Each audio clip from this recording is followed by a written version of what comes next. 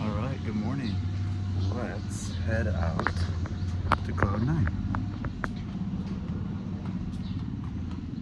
Gotta go over there, have my quiet time, and got up early. You can hear the rooster crow, and I'll have some words for you over there. All right, good morning.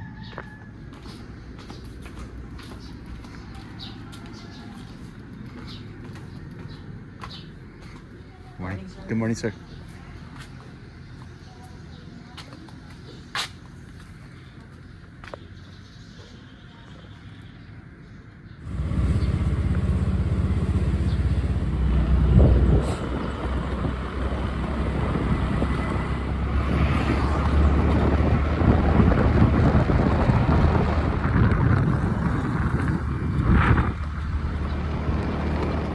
Made it here to Cloud 9, about to go in. Hey, I want to give you a quick pointer on when you're traveling and you're not quite sure where where to go, where to look for. I know this is going to sound a little like super simple, but it's easy to forget sometimes when you go on vacation or you go on trips and you're in someplace new. You get a little overwhelmed. I don't know, like you don't always have it all mapped out and planned out, and maybe you're a type A person that needs all that, and sometimes you can't always really rely on ChatGPT. Sometimes it doesn't know like the updated hotspots, but always, if you're going down a road, especially here in Siargao, just be aware when you see a bunch of bikes clustered together.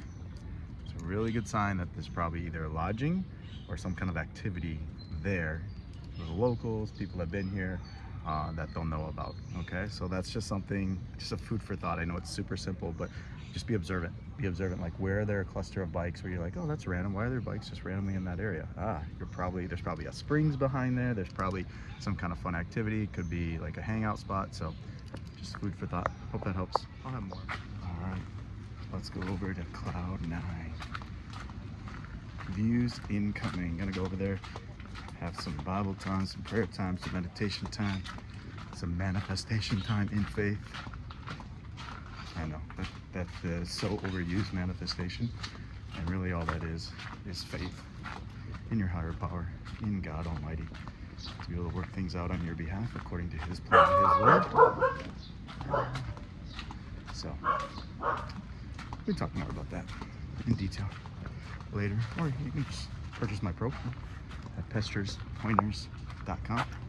PESTORSPOINTERS.com. I talk all about that. Manifestation, law of faith, law of attraction, all the same thing. Just it's who you give the source and the power and the number one importance to. Just God Almighty, of the universe. Anyways, we'll get into more of that at another date, but let's keep going here.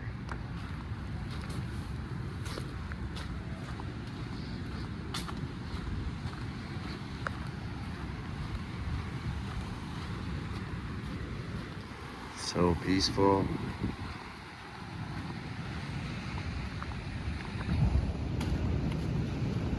Hey, good morning.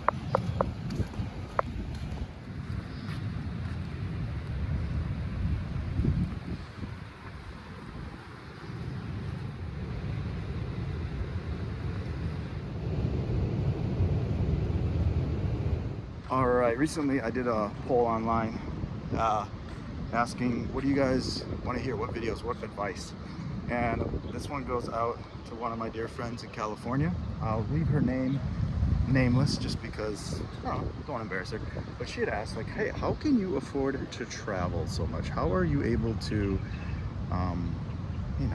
just constantly be on trips?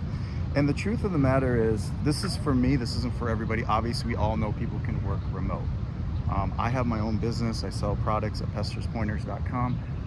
That is not my main money maker right now. Eventually it will be. It is a passion project that eventually I want to turn into a full-time thing. However, waiting for God to bless that, you know, get the right marketing strategy, that type of thing. So okay, there's the obvious, working remote.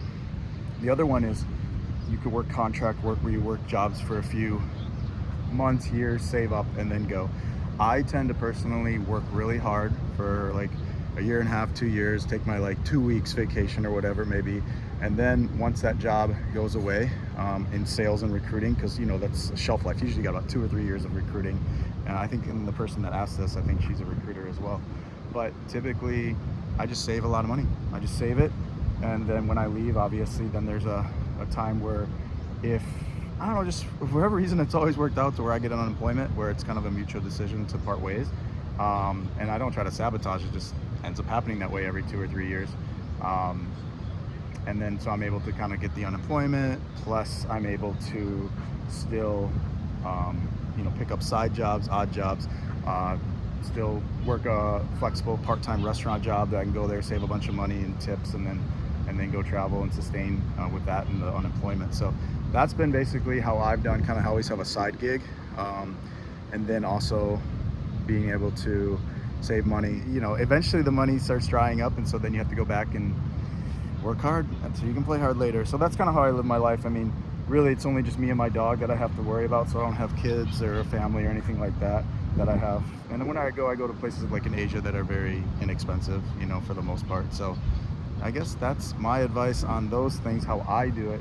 Other people probably have some better pointers on that, but I can't really speak to them. I can just speak to my experience. So I hope that helps a little bit. I think doing contract work, doing odd jobs for 2 or 3 months is probably the best way to do that. And then just take that 10 to 20%, throw it into a travel fund. And then here's the other thing. In America, we all have credit cards, right?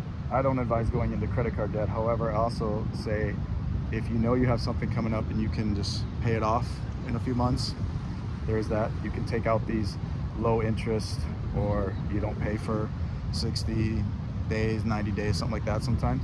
So sometimes that gives you enough time. Now that is a little bit of a leap of faith, and you know, I wouldn't say the best financial strategy, but there is that option too where you can play now and pay later.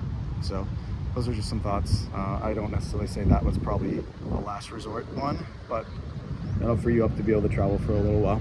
So, and then what's great about these vacations, when you have one booked, it motivates you to stay focused as you're going. It really helps you to stay focused on your job, because you know something's coming. Just kind of like when you know you're going to go to the beach and it gives you more motivation to go to the gym. It's that type of thing.